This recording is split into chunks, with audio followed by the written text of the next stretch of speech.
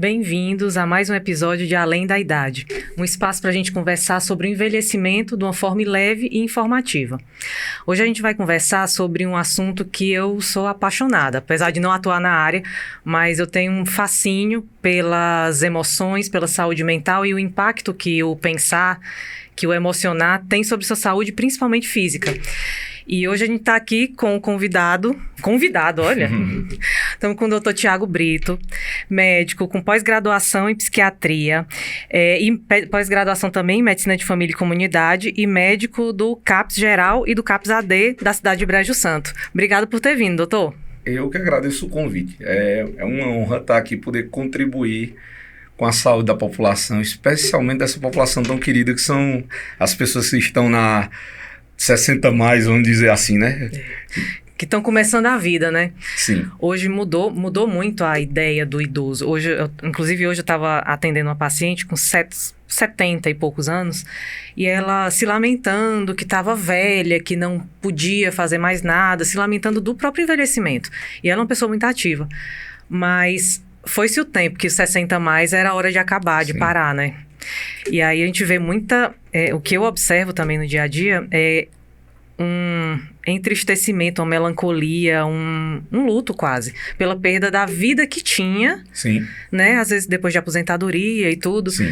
Saída de filho de casa, mas que isso às vezes vira uma grande bola de neve, né? Sim, eu vejo assim, da seguinte maneira, tudo tem a ver com percepção. Então, por exemplo, eu tenho 48 anos, se a gente fosse olhar para essa mesma época, um século atrás, sim, eu já seria um idoso já prestes a fazer minha passagem, vamos dizer assim, sim, né? E hoje, 48 anos, quantas pessoas não estão chegando a 78, 80 e de forma tranquila, né?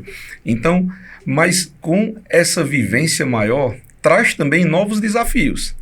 E esses novos desafios vêm com o quê? Doenças crônicas que se manifestam que antes não eram tão presentes, com perdas maiores. Ora, a questão da percepção de quem envelhece e consegue chegar mais adiante, naturalmente vai ter mais perdas. Sim. E aí a percepção de como essas perdas elas são processadas e como elas são vividas também vão interferir muito. A percepção sobre si mesmo, né, de como eu olho para mim, como eu me enxergo. Eu me ver no espelho, perceber os cabelos branqueando, perceber as rugas aparecendo, eu sentar e levantar e sentir que não é mais a mesma, né, a mesma dinâmica de antes. Então, tudo isso interfere na questão do meu estado emocional. Sabe uma coisa que está sendo bem comum também no dia a dia da geriatria?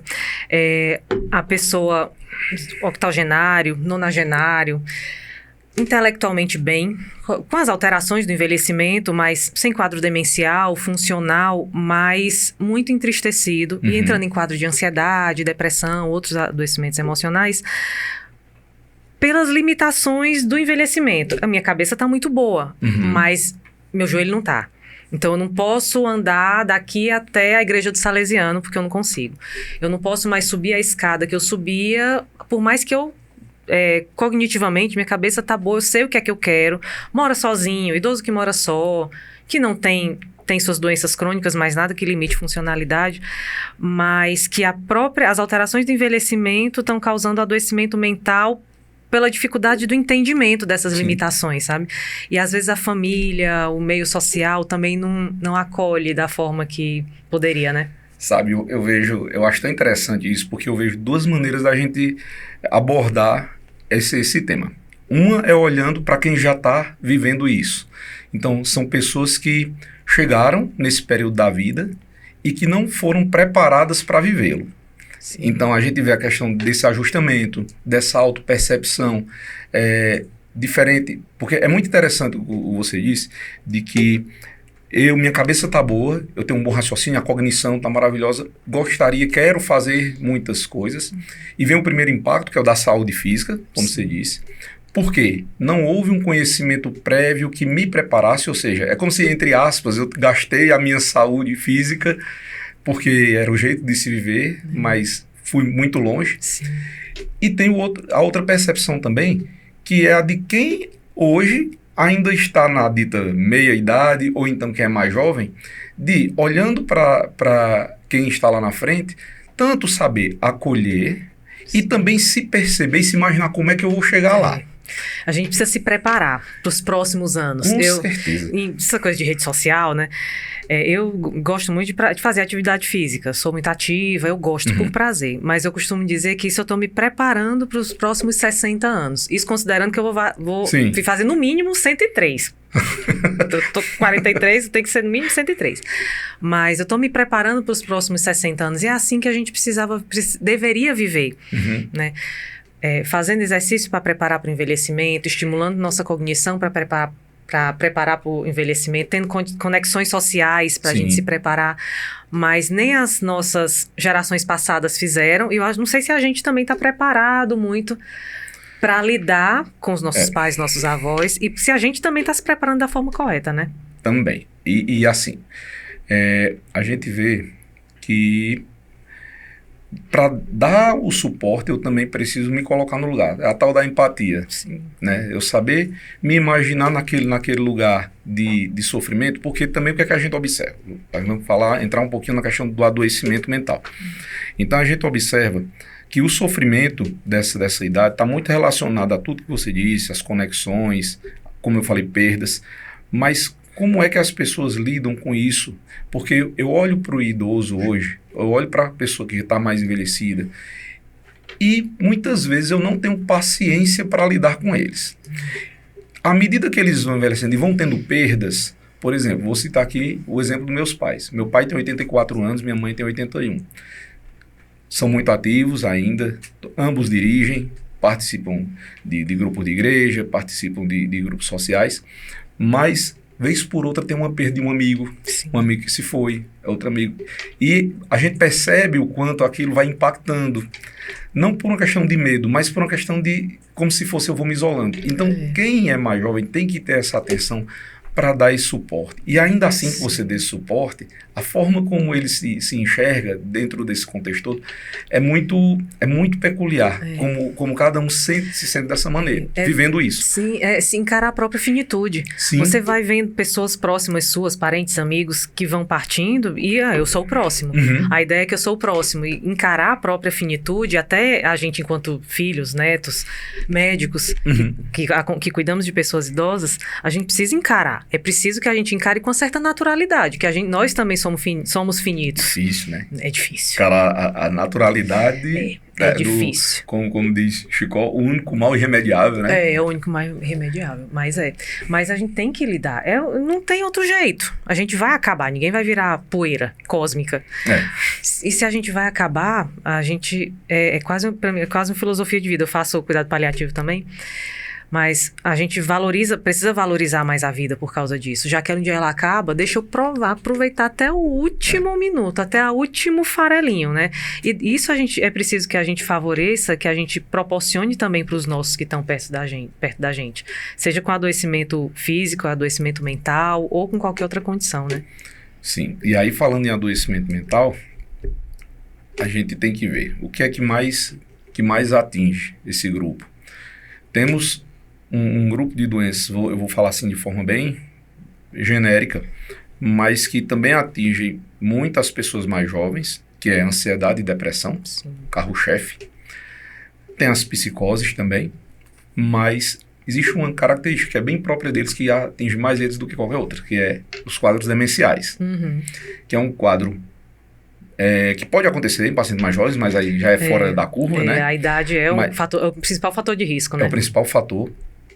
E aí, falando nesse quadro demencial, se torna difícil de lidar com pessoa que está esquecendo do que está falando. Ah, mãe, já falou isso, já vem falar de novo. Ah, mãe, isso aqui não foi desse jeito, foi desse outro. E aí, você tem que imaginar o seguinte. Imagina você estar num lugar e de repente você sai do quarto, só que você tem certeza que está no quarto e daqui a pouco você se percebe que está num ambiente diferente daquele que você achava. Do nada. Você olha para uma pessoa, você sabe, não, eu estou aqui com meu filho. Conversa, sabe que é o filho. De repente chega outra pessoa e você, quem é? Não conheço, nunca vi. E na cabeça dele, realmente, ele nunca Não viu. viu. Ele nunca viu. Na cabeça dele, ele não viu mesmo. E aí se põe no lugar. Exato. Né? Como é que se põe no lugar? A pessoa se vê, de repente, num lugar totalmente estranho, com pessoas totalmente estranhas, que ninguém lhe compreende, ninguém lhe valida. Como é que lida com difícil. isso? É um sofrimento. E isso aí gera também uma ansiedade, porque gera insegurança. Imagina aí. Como assim? Eu não sei. Seu filho. Meu filho? Eu não conheço, nunca vi. Como é que você está dizendo que é meu filho? Aí, como assim? Aí vem aquela história do estão me roubando, que é muito comum, né? Os pacientes de cismar que estão roubando. Mas ele coloca a coisa em um lugar, depois ele mesmo tira, guarda, esquece. Mas na memória dele, ele tem certeza que está ali. E então, não é invenção, é a memória dele. Exatamente. Ele lembra daquilo ali de forma clara, né? Isso. E aí traz o quê? Traz como comorbidade uma ansiedade muito grande, uma insegurança muito grande, de não saber direito se fiz ou se não fiz. Está todo mundo dizendo, e de repente se sentir sozinho, porque imagina você como uma criança tá num lugar cheio de desconhecidos. Então, assim, a demência ela traz um sofrimento que ela é muito peculiar e arrasta junto um quadro ansioso muito frequente. A gente tem como costume, como hábito na geriatria, chega um paciente com queixa de esquecimento, e aí qualquer esquecimento precisa ser investigado, não interessa a causa, mas com sintomas depressivos, sintomas ansiosos associados. Se é um quadro incerto, se tem como hábito, a gente fala de limpar a depressão. Eu sei que não é algo simples, mas a gente precisa tirar do meio, melhorar, mitigar um pouco o sintoma ansioso ou depressivo, até porque para ter mais eficácia na realização dos testes cognitivos. Senão você vai ter pontuação baixa, estigmatize, rotula, entre aspas, aquela pessoa, sendo que o principal viés ali da questão era o sintoma depressivo, era adoecimento emocional, mais do que o quadro demencial possível, né? Isso, e aí tem o outro lado também, que aí é justamente a gente vê o caminho, eu falei da demência que gera, e tem o outro quadro, quando o paciente chega com esse esquecimento, aí nós vemos como é a manifestação de um quadro depressivo no idoso. Ele tem as características comuns, que são de um paciente mais jovem, como uma apatia, porque a gente pensa muito em depressão, a gente pensa como uma tristeza, e nem sempre existe uma tristeza presente, existe uma apatia, uma perda de energia. Perda de motivação. Não quer mais fazer o que sempre quis, né? Exatamente. Que são dois sintomas pilares de um transtorno depressivo, que é o humor rebaixado, que é essa apatia, ou eu chamo da perda de prazer, que é a perda de gosto por aquelas coisas que antes ele sentia prazer em fazer. Só que no idoso tem uma característica que eu acho bem peculiar, que é a sazonalidade. Às vezes o quadro depressivo no idoso ele aparece, desaparece. Ele melhora, aí tá bem, não, papai tá bem. Aí daqui a pouco já tá mais para baixo. Flutua, né? Às vezes de acordo até com data comemorativa, visita de familiar, depende do contexto, né? Além disso, tem uma característica que chama muito, que é mais comum também, da irritabilidade, a perda de paciência, então fica mais grosseiro. Então, tá ficando velho, tá rabugento, né? Então, às vezes, e tende a chegar de forma mais vai chegando devagarzinho, não é uma coisa que vem de uma hora para outra.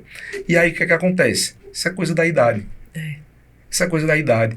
Então, as pessoas costumam não enxergar, ou enxergar aquela história. Eu tô vendo, mas não enxergo. E normaliza. Normaliza, perfeito. Porque é coisa de velho. Porque é coisa de velho. Velho é assim mesmo. Mas ele sempre foi assim? Não. Agora é porque agora que tá velho. Tá velho, né? E vai deixando. Então, essas manifestações, elas precisam ser bem investigadas, quando o paciente chega no consultório, para que a gente tenha certeza. Porque aí ele vai, entrando com a medicação, ele vai ter melhora. E aí, sim, usou a medicação, o humor melhorou? Melhorou.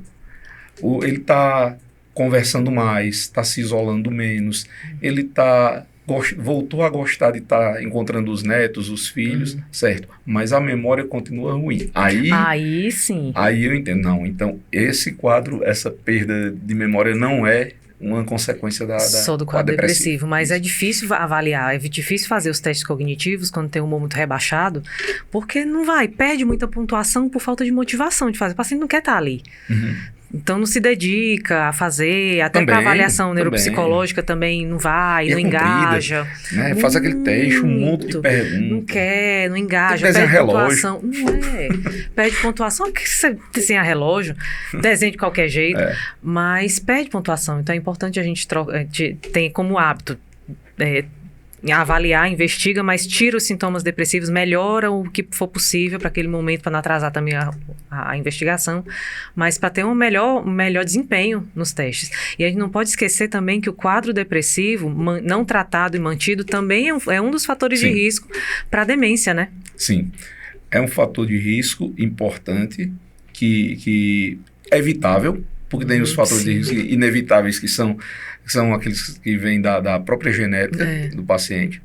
Né? E até é bom falar sobre isso, para a gente lembrar que a manifestação do quadro demencial, a manifestação clínica, ela é muito posterior ao início do quadro do quadro fisiológico. Exatamente. Ainda não se sabe quando que começa, né? Isso. Principalmente da doença do Alzheimer, que é um dos mais estudados, né?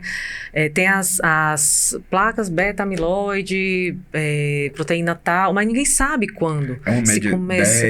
10 a 15 anos antes, se fala assim, alguns estudos. Se fala, mas é tudo muito incerto. Aí tem alguns estudos que falam que é na terceira década que começa. Eu já vi algum estudo, não sei também a validade, a profundidade desse estudo, que a vida da mãe dessa pessoa, a alimentação da mãe, nível de estresse da mãe poderia influenciar de alguma proteína, alguma alteração meio... É um pouco subjetivo demais, mas existe também isso. O Alzheimer, o quadro demencial, não tem um motivo só. Até o de origem genética, o percentual é muito pequeno. É uma doença multifatorial, que tudo pode proteger e tudo pode expor um pouco mais, principalmente hábito de vida. E lhe digo, assim, se alguém tiver curiosidade em ter uma pequena noção de como eu convido a assistir um filme, eu acho que o nome é Meu Pai, que é estrelado pelo Anthony Hopkins. Sim, você já assistiu? Já assisti. Maravilhoso. Esse filme, ele me impactou muito, o filme, porque... Quando eu assisti, ele coloca do lado do protagonista, ele mostra a ótica da pessoa, do paciente. E é muito confuso no começo, porque as pessoas mudam, os personagens mudam e você fica meio perdido. Ao longo você vai entendendo que ali é a forma como ele está vivendo e ele está percebendo a realidade ao redor dele. Aquilo ali deu um estalo de, meu Deus. É desesperador. É desesperador, a palavra é essa, desesperador. Desesperador. E aí tem muita alteração, os filhos informam muitos cuidadores que papai não quer tomar banho, é um drama, ele bate, ele cospe, ele me belisca quando é para tomar banho, ele não quer que tire a roupa, ele não quer deixar trocar a fralda. Para a pessoa, aquela pessoa que está tirando a roupa dele, expondo o pudor, é um desconhecido naquele momento. Ele não entende o porquê que está acontecendo tudo naquela hora, né? E é um drama terrível para o cuidador. É um drama para ele. E para quem cuida também é um sofrimento. É demais. Um sofrimento, porque para entender, você entender e vivenciar o sofrimento do outro sem necessariamente adoecer junto. É complicado. Eu vejo essa questão muito, muito séria também, porque muitas vezes essa relação com o cuidador, se ela também não for bem trabalhada, ela pode agravar o quadro. Sim. E eu não estou falando de quadro de violência, não estou nem entrando no mérito disso aí, que isso aí é abominável. Vez por outra a gente vê uma notícia aparecendo na TV, na internet, né? Hoje é internet. Na internet. Hoje é no Insta. No Insta. Mas eu digo na questão da falta de paciência, da pessoa faltar mesmo a paciência de ser grosseiro, às vezes de pegar com um jeito mais forte, porque já está de saco cheio de lidar com aquilo, está cansado. Né? O cansaço, o adoecimento mental do cuidador impacta diretamente na saúde física do paciente. É algo que está totalmente ligado.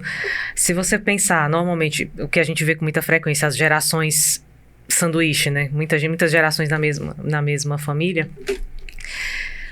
A pessoa diminui sua atividade profissional, diminui a rentabilidade, dinheiro dentro de casa, não tem o treinamento próprio para cuidar daquele idoso, precisa cuidar de outras gerações da mesma família e, ao mesmo tempo, precisa cuidar de alguém que não entende quem ela é e que demanda uma atenção 24 horas por dia, 7 dias por semana. E, às vezes, abdicou da própria vida. Tudo. para viver em função de cuidar, que também é uma situação muito comum. Um filho que... Né, que Quantos assume filhos o a cuidado. senhora tem? Eu tenho 10. Não, mas quem é que participa? É só Maria. Olha, você me E fez... Maria que não casou. Maria que não casou. Você... E detalhe, quando ela não casou porque não queria mesmo e escolheu ser cuidadora dos pais, bacana. Mas quando ela não casou porque ela não se sentiu no direito de dizer, eu preciso cuidar da minha vida. Né? Ela fica eu preciso cuidar de mamãe, preciso cuidar de papai, preciso cuidar de vovó, preciso cuidar... Aí eu digo, e como é que essa pessoa envelhece? Né? E como é que essa pessoa envelhece? E quem cuida dela? E quem cuida dela? É uma coisa puxa a outra. Eu me lembrei agora de uma situação, quando eu trabalhava no Programa Saúde da Família, na Estratégia de Saúde da Família, lá em Betânia, interior de Pernambuco. Trabalhei, eu acho que 4 anos lá. E ela fazia atendimento psiquiátrico e também trabalhava na Estratégia de Saúde da Família. Uma situação que me chamou muita atenção, que era uma senhora, ela era viúva, tinha 5 filhos, isso é uma cidade do interior de Pernambuco, o município muito grande, bem maior que Juazeiro, mas com apenas 12 mil habitantes. Então, aquele município que tem a sede e a população muito espalhada. Exatamente. Né? Tinha um distrito que era mais povoado, que às vezes, eu acho que tinha quase a mesma quantidade de pessoas que tinham na sede e o resto tudo espalhado. Então, a senhora, eu trabalhava na zona rural e ela me contando. Dando conta, ainda aposentada, mas ainda agricultora, tinha os vínculos sociais das pessoas que moravam lá perto, 5 filhos, todos morando em São Paulo. Então, ela fez o processo natural de criação dos filhos, que é a história que eu cresci cria para o mundo. O problema e quando o mundo dos meus filhos não me cabe? Porque não é nem tanto a maldade, porque a situação eu acompanhei bem, ela estava bem, mas ela tinha algumas demandas. Aí ela ia para São Paulo, chegava lá, os filhos pagavam um monte de exame, pagavam consultas, ela fazia... Aí depois ela, não, quero ficar lá. Ela não queria se desprender das origens dela. Mas os filhos fizeram a vida longe. E se fosse um longe de 100 quilômetros, mas um longe... De 3 mil, 2 mil quilômetros. Entendeu? Então, assim, para ela ia nesse lugar. E eu ficava imaginando, daqui a pouco ela vai precisar ser cuidada. E quem é que vai cuidar dela? Por quê? Se ela vai para lá, os filhos a amavam, os filhos, eles eram atenciosos com ela, procuravam saber como ela estava, não deixava faltar nada. Só que assim, quem é que vai abrir mão da vida para vir morar com ela aqui? E fez a vida inteira. E a gente precisa, até que ponto a gente pode julgar esses filhos?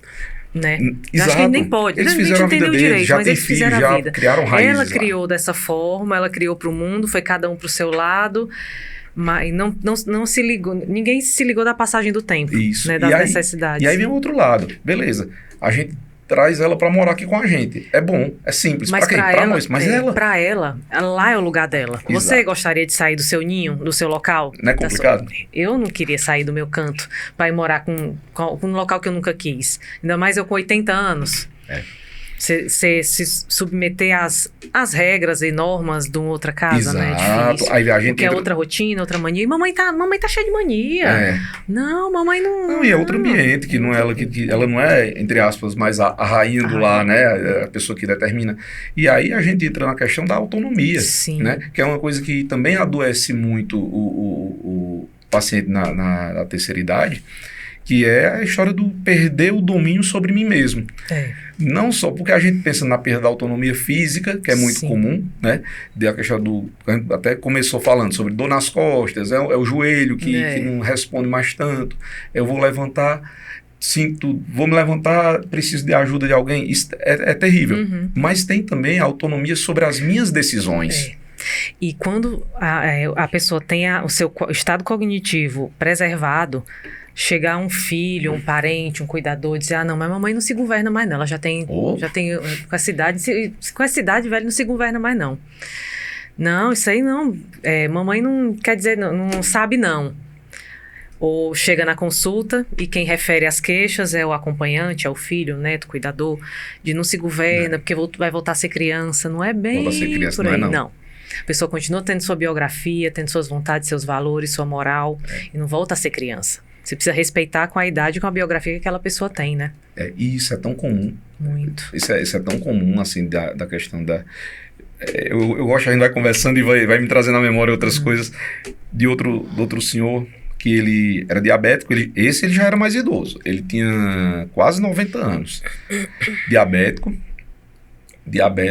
mas a cabeça boa, o corpo era diabético, tinha uma deficiência, acho que ele tinha perdido já uns dedos do pé, mas a filha não queria de jeito nenhum que ele fosse para a roça.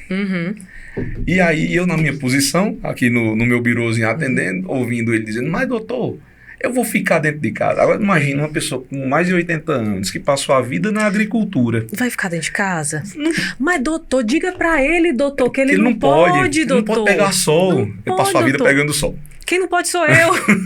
Né? Então assim, e de eu chegar, e às vezes eu era um pouquinho, eu não segurava, eu dizia, deixa eu dizer uma coisa pra você. Se ele tivesse tendo tontura, se ele tivesse com deficiência grave, então assim, coloca um suporte, ele ter a bengalinha dele, porque ajude, porque o terreno acidentado, mas que permita ele fazer alguma coisa, porque senão você vai adoecer a cabeça dele. Se você botar ele, é que nem um passarinho que você pega e você coloca dentro de uma gaiola, ele vai ficar desesperado ali dentro. Ele precisa sair. O hábito de uma vida inteira ser cortado de forma brusca, não dá, se adapta. Você precisa, sempre que possível, adaptar. Eu trabalhei em zona rural há muito tempo também, e tinha essa, também na estratégia de saúde da família, e é constante essa queixa de, doutora, diga que ele não pode mais ir para a roça não, mamãe não pode, não tem mais que estar plantando nada não.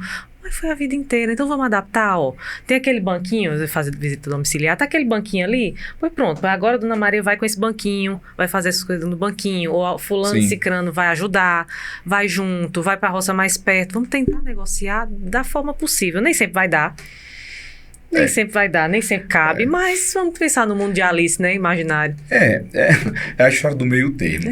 Vamos negociar. Vamos negociar. Deixa ele um pouquinho, deixa ele fazer um pouco.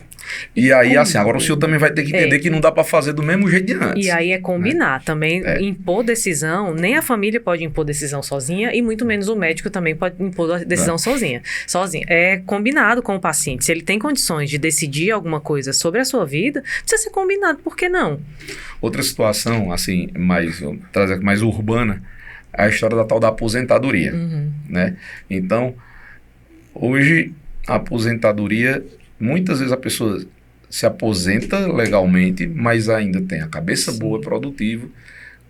Dependendo do ramo que ele trabalhasse, até que é tranquilo, quando ele tem outra coisa para fazer. Agora, se ele é bitolado, às vezes, no serviço público, esse é apenas um exemplo, onde ele todo dia, durante 30 anos, 35 anos, fazia aquela mesma coisa todo dia. Se aposentou. Oba, coisa boa. Descanso merecido. No entanto, no começo é férias. Depois que passa aquele período, se ele não tiver o ajustamento para fazer alguma coisa, deprime. Isso é muito comum. Aí eu tiro de dentro de casa. Meu pai, sim, teve ele era de serviço público e tinha rotina, mais de 40 anos de horário, apaixonado pelo trabalho. E ele foi meio que preparado, entre aspas, para a aposentadoria com a pandemia. Ele infartou, aí teve um afastamento pelo infarto, depois veio a pandemia, ficou em casa, trabalhava home office, ficou afastado um tempo, e ele foi se preparando para a condição da aposentadoria, mas mesmo assim foi difícil. Outra categoria que eu vejo com muita frequência são os professores, que também sofrem com a dedicação mesmo sendo uma carga horária absurda, não sei quantos turnos de trabalho tem um professor. Ainda leva para casa. Não, tem turnos que a gente não tem de vida, eles têm de trabalho. E que depois, com a quebra daquilo ali, por mais que tenha o alívio do cansaço físico, mas falta o estímulo mental, diminui convívio com outras pessoas, diminui o sair de casa, a rotina, né? Isso adoece fisicamente mesmo, de descompensar a doença crônica, inclusive, física, né? Sim. Mas... Uma coisa que, quando a gente fala hoje em dia, aí eu até lhe pergunto, como é que você percebe, assim, na geriatria, essa questão das redes sociais, do uso de redes sociais na terceira idade? Porque é muito comum a gente ver adoecimento, está sendo cada vez mais o adoecimento por conta do uso, né, do celular, de Instagram, TikTok, a gente vê população mais jovem. Sim. Agora está essa, eu digo assim, sem medo do que eu estou falando, a desgraça de vício em jogo eletrônico que está sendo. E na terceira idade também tem se crescido também esses danos, vamos dizer assim. E aí é de uma forma bem perigosa, porque a gente viu a nossa geração viu, nós somos analógicos, nascemos analógicos, estamos digitais agora. Mas para o idoso, para quem tem 70, 80 a mais, é muito complicado lidar com aquilo ali. Primeiro que às vezes eu tenho certa dificuldade de aprender, alguns não querem de jeito nenhum, mas eu tenho alguns casos muito específicos que estão com os bem, bem perigosos, inclusive por causa do uso da inteligência artificial. De golpe. Ah, tá. Sim. O golpe, de comprar coisas absurdas, porque o Drauzio Varela está falando, mas não é o Drauzio Varela, do uso excessivo de evitar interação social, não querer sair de casa para ficar jogando tigrinho, para ficar rolando feed de Facebook, para rolar feed de Instagram, falando com joguinho de celular, às vezes nem sempre rede social, mas eu ouvi dizer que para fazer palavra cruzada é bom para memória, então vou fazer palavra cruzada, mas baixa no celular e esquece todo o resto que poderia estimular sua cognição, inclusive a interação, para ficar dentro daquilo ali. E eu observo também como vou achar a palavra. Toma, mamãe, o celular aqui, para você se distrair. Sim. Vira como um escape. Também. Não é um uso... é muito raro observar um uso saudável de rede social, e aí da tecnologia. Fica o recado que existe agora, na CID-11 já foi catalogada a doença que é a nomofobia, né? Que é a dependência do aparelho celular. Sim. Então, existe o celular, ele pode causar vício, Em idoso, é uma população mais suscetível, mais fragilizada pela própria dinâmica do envelhecimento, assim como as crianças também, os adolescentes, né, por conta da imaturidade cerebral. Mas existe a doença, existem pacientes que precisam ser internados por conta do vício, porque é um vício real, semelhante ao vício em jogo, jogo comum, jogo de carta, baralho, enfim. A pessoa gera aquele comportamento repetitivo e é triste, porque eu já peguei paciente, não idosa, mas já peguei paciente de ser desesperador, assim, a situação da família, porque um celular você encontra em qualquer lugar aqui. E no caso dela, era o conjunto. Ela estava viciada em jogo eletrônico no celular.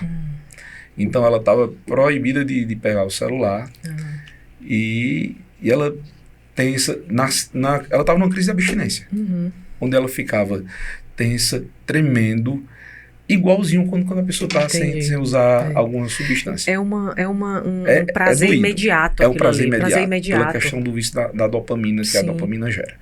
Então, existe essa fragilidade ainda mais nos idosos e no público mais jovem.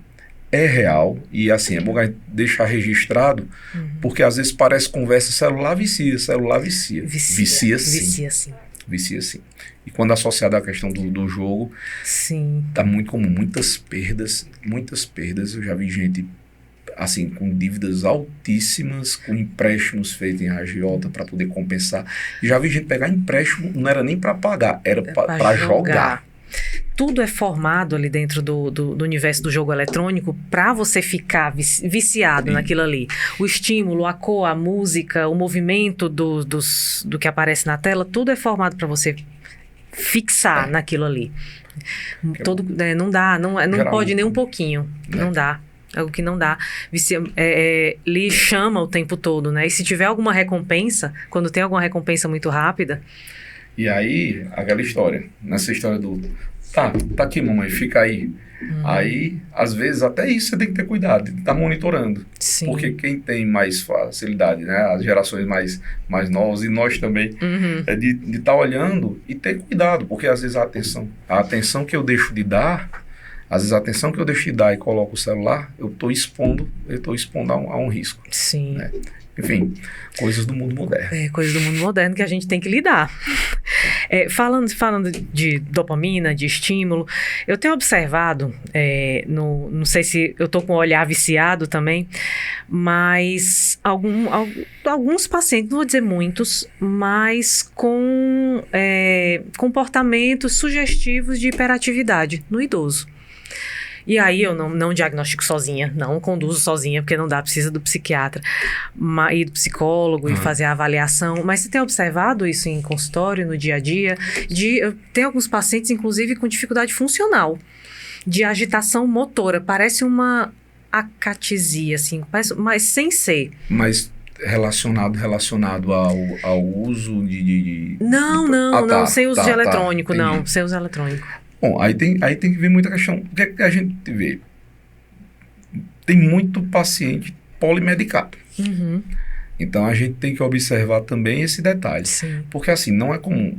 Uma coisa, por exemplo, alterações do movimento que vão surgir numa idade mais avançada, a primeira coisa que me vem à cabeça é, será que não teve um AVC? Um micro AVC em alguma área, a área motora do cérebro que está causando isso? Tem que pensar nisso.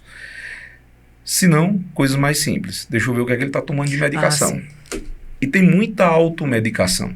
Tem. Então, assim, aquela história, não, toma um remédio X aqui para dormir. A gente costuma muito fazer isso.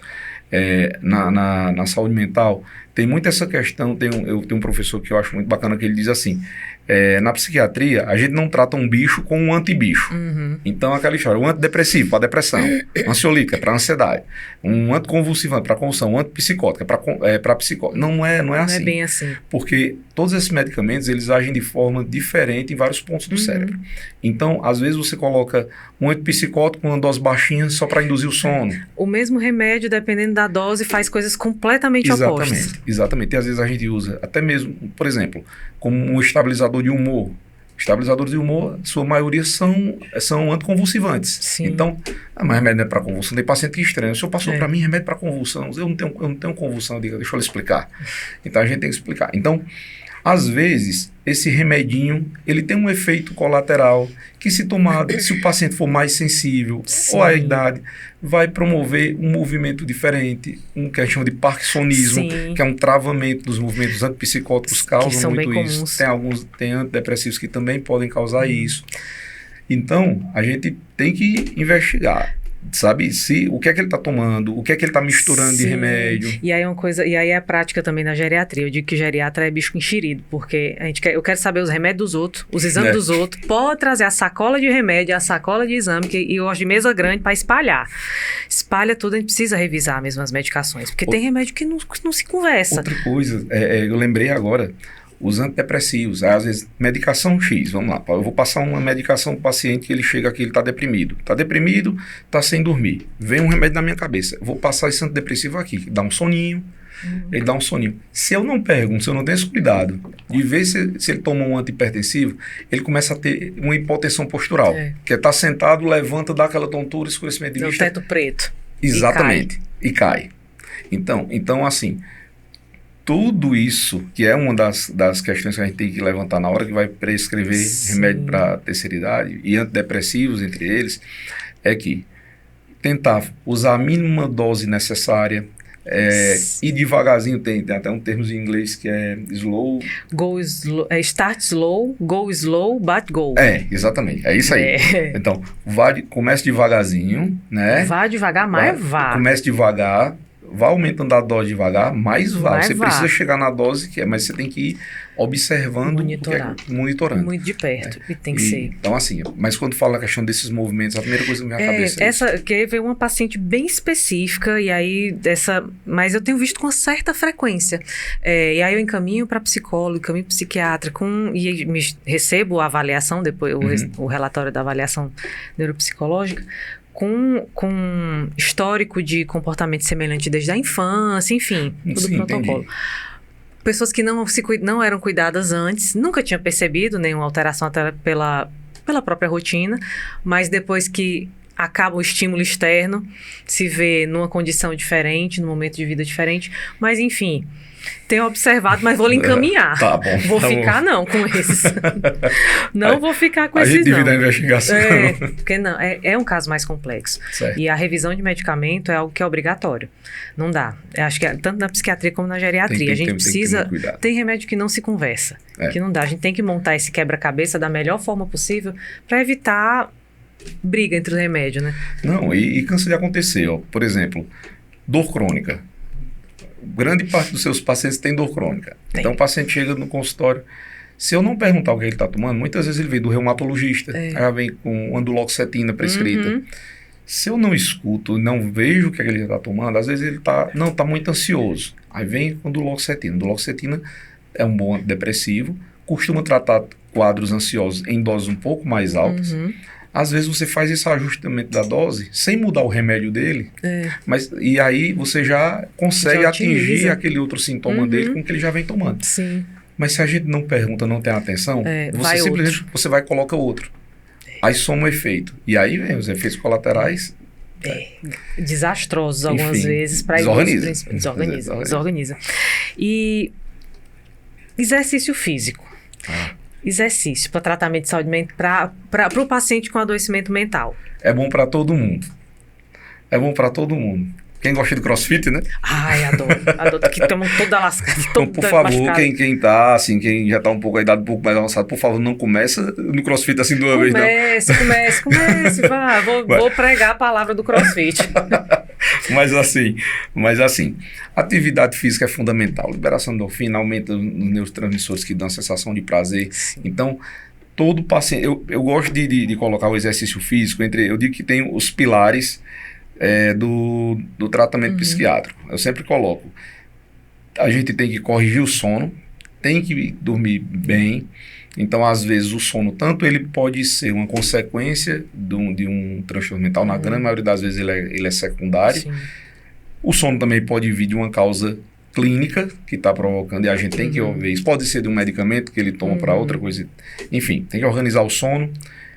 Psicoterapia, não abro mão. Aí eu insisto, eu digo que eu vendo a psicoterapia, porque eu tenho que vender a ideia para convencer. É difícil, mas eu vou falar a minha vida, minhas intimidades para uma menina bem novinha, doutora. Não, mas eu acho bom quando diz para mim, mas não está dizendo para mim aqui, na consulta? Lá para psicólogo você vai ver como vale a pena.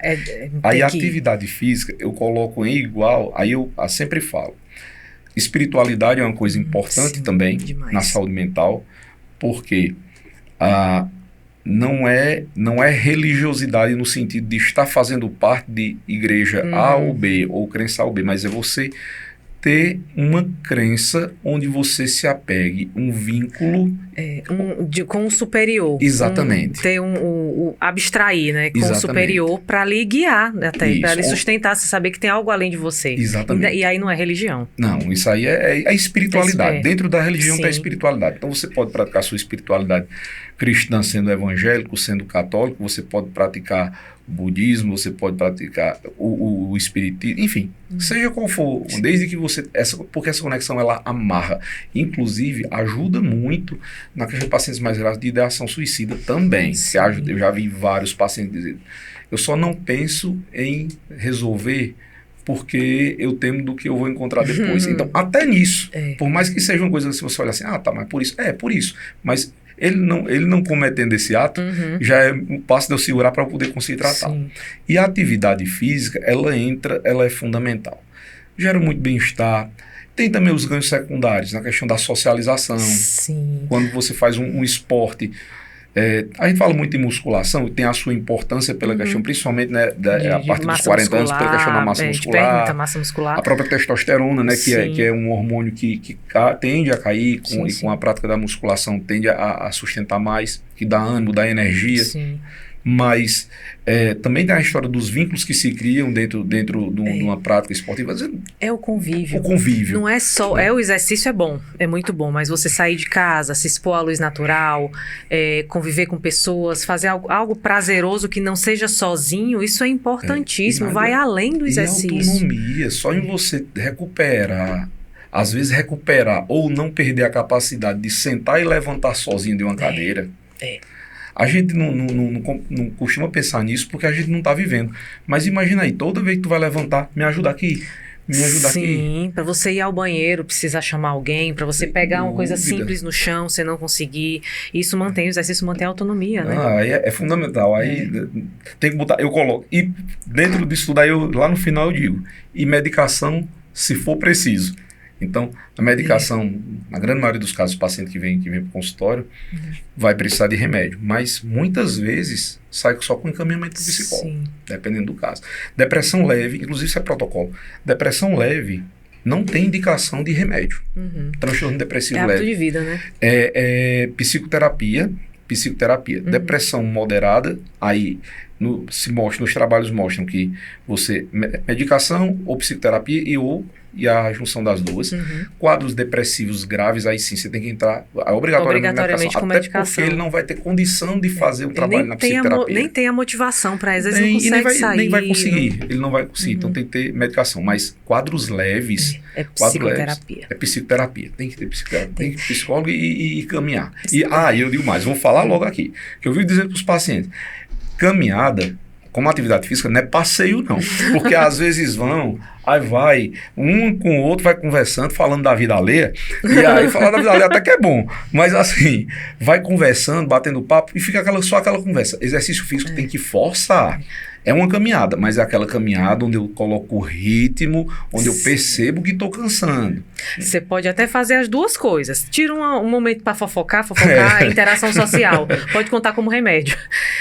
Mas o exercício realmente precisa ser mantido. Às vezes vem, não, doutora, mas eu cuido de casa. Não, eu cuido de casa.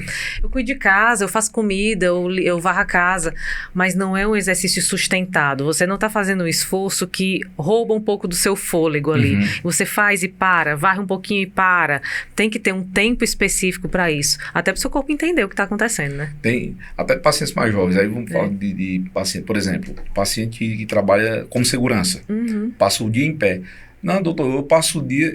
no caso não é idoso, né? Mas eu passo o dia em pé, eu já estou gastando muita energia. Eu digo, meu amigo, você é que precisa mesmo, porque tu passa o dia com um colete, uma sobrecarga de peso em cima da tua coluna e estático, a tua circulação, a circulação de membros inferiores vai piorar, a tendência a criar varizes, vai engordar do mesmo jeito que tu tá parado e ainda vai prejudicar a tua coluna. Tu é que tem que fazer atividade física mesmo, mas às vezes a gente tem que convencer. Tem que convencer e é difícil para quem não faz.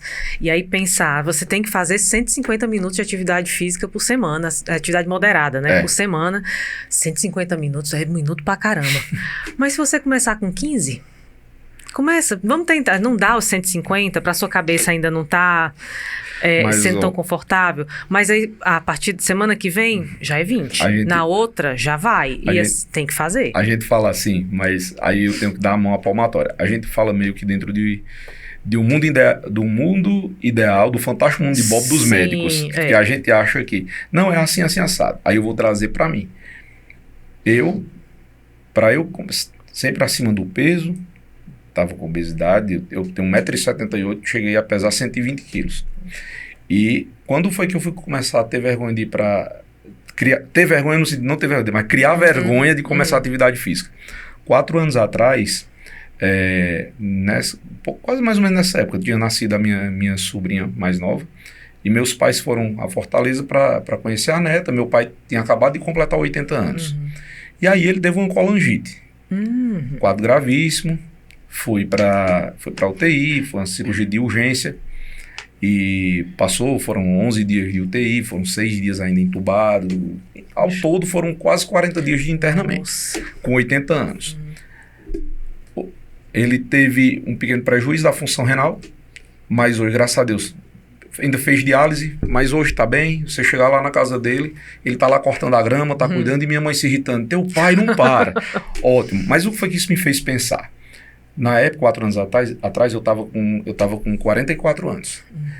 Quando eu vi aquilo, que vi que meu pai se recuperou, eu disse, rapaz, eu tenho conhecimento, mas se eu passar por isso que meu pai está passando, essa demanda de energia que uma doença como a dele tem, hoje talvez sim, mas se eu continuar desse jeito, se com 60 anos eu tiver uma demanda dessa, meu corpo não aguenta não.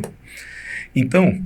Quando a gente fala em atividade física, vem logo a imagem de ser fitness, mudar o corpo, ficar... Também, isso é legal também, autoestima. Mas é ficar vivo. Mas é ficar vivo. E outra coisa, aí vem aquela história de quem fala assim, mas e se eu viver pouco? Adianta. Aí eu vou dizer, mas o meu autocuidado, aí vem, o que é que eu penso? O primeiro bem que Deus me deu quando me criou foi meu corpo. Foi a família, foi também, mas tu nasceu de 2 células que se formaram e tornaram uma célula, ou seja, a primeira coisa que Deus te deu foi, a primeira matéria que tu teve foi teu corpo. Então, é minha obrigação cuidar do meu corpo. Não importa, se eu posso, sei lá, viver 1 ano só, posso viver mais 50, posso passar de tu que quer chegar em 103, eu posso passar... no mínimo. No mínimo, entendeu? Mas o meu compromisso que eu tenho que ter é, eu sou responsável pela forma que eu vou chegar lá.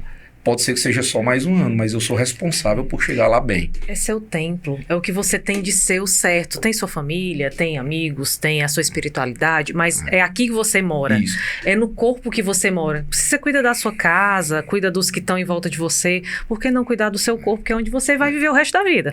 Né? E aí onde eu digo que a gente vive no fantástico mundo de Bob dos médicos, é porque assim, a gente quer convencer pela palavra, mas assim, o mais importante do que o que nós estamos falando é que você internalize, porque a mudança, do mesmo jeito que eu sabendo, sendo um médico, sabendo de tudo isso, precisei vivenciar e dar o start, vai ter que vir de dentro para fora. Sim. Porque para quem não está acostumado, ir para academia é chato, mudar hábito é chato. Faça uma coisa que você gosta, né? A gente costuma dizer. Mas eu não gosto de nada, eu gosto de ficar sentado no sofá, eu tô cansado porque eu trabalhei. Então, eu acho que o nosso grande desafio é fazer com que internalize a ideia de que, olha, ou eu faço, e se eu não faço por prazer, eu faço por necessidade. Por remédio. É remédio. Exercício é remédio. Se você não gosta, é um remédio amargo. A gente toma remédio amargo. Mas o bom é que depois você acostuma. Depois fica bom. Depois você acostuma, você posta que horas no CrossFit? 6 horas da manhã? 6 da manhã. Só acordar para 6 horas da manhã tá no CrossFit. Acordo.